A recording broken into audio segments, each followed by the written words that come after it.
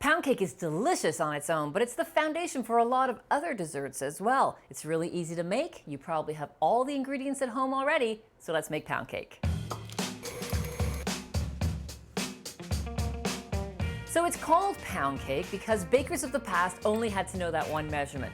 They needed a pound of butter, a pound of eggs, a pound of flour, and a pound of sugar. Today, many of us don't have a scale in the kitchen, so we need to know what those volume measurements are. It's really quite simple. I'm going to give you those measurements here, but there are a few tips to pay attention to.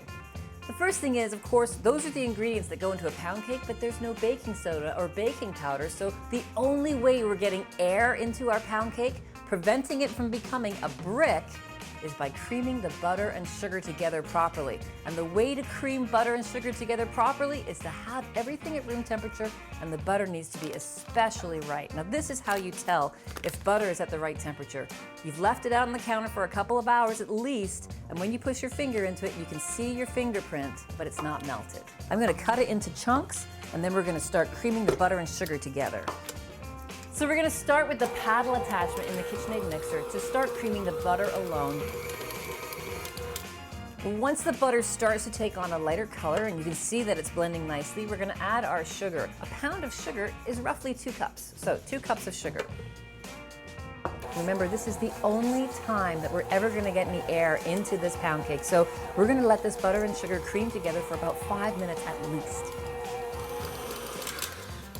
So here's what it should look like when it's finished. It's light and fluffy. The color has almost turned white. It looks beautiful. It's time to add the eggs. And we're gonna add the eggs to the creamed butter and sugar one at a time. Again, the reason for that is because that's another way we can incorporate some air into this pound cake so that it's not gonna be too dense. So we've got 9 large eggs here. That's about a pound of eggs.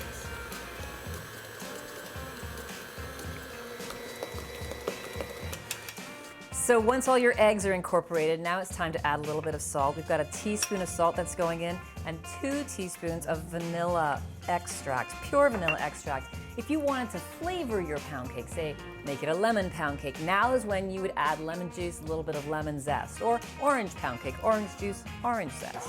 Mix this together.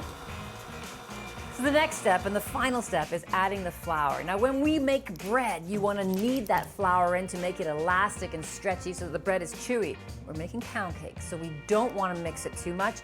Everything else is well incorporated. Now we're going to really gently stir in our flour. This is about 3 1/3 cups of all-purpose flour. That's roughly a pound. So I've been adding the flour in increments. When it comes down to it at the very end, I'm gonna stir this in by hand. So let's scrape everything off this beater and remove that bowl from the mixer. And let's stir in our remaining flour.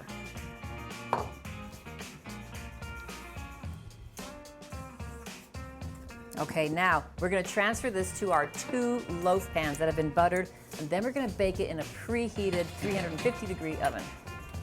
So it's going to take about an hour in the oven at 350 degrees. So after an hour, let's check them.